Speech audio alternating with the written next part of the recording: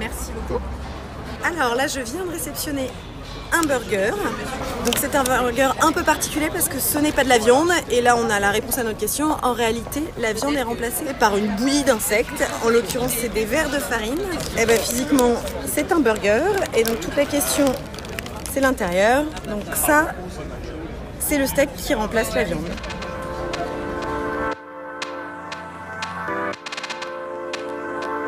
On est parti chez l'artisan boucher Hugo Desnoyers pour faire tester ce burger aux insectes. Alors pourquoi est-ce qu'on s'intéresse à ce substitut de viande qui est fait à base de farine d'insectes? Et bien simplement parce que en termes nutritionnels, ça doit être aussi intéressant que de la viande. Et surtout en termes écologiques, il y a beaucoup moins de gaz à effet de serre produits pour la même quantité de viande. Et on utilise beaucoup moins d'eau, donc c'est écologiquement très intéressant. On y va, suivez-moi. Bon bah le voilà, le fameux steak du futur, ça veut dire un steak dont la viande a été remplacée par un steak d'insectes. Alors pour tout dire, c'est des vers de farine, donc ouais, c'est de la bouillie. C'est pas très consistant en fait, ça donne pas trop envie comme ça, à manger comme ça.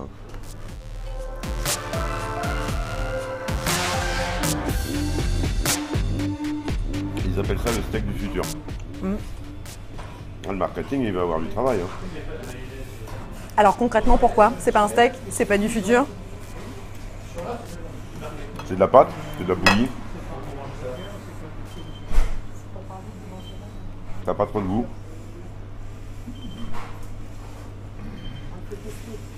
La texture est bizarre. D'un point de vue protéinique, ça doit être assez concentré. Oui, ouais.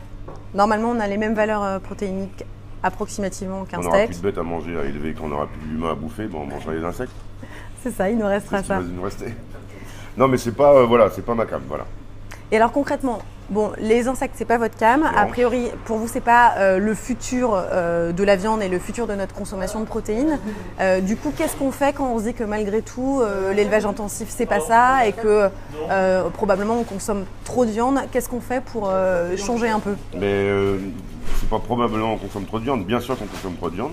Le problème, c'est que dans le domaine de la grande distribution et de l'élevage intensif, c'est qu'on en propose beaucoup trop. Je suis toujours impressionné quand je vais dans les grandes surfaces, je vois des poulets, je sais pas, un pack de 2 poulets pour 10 € ou 8 €, c'est impossible.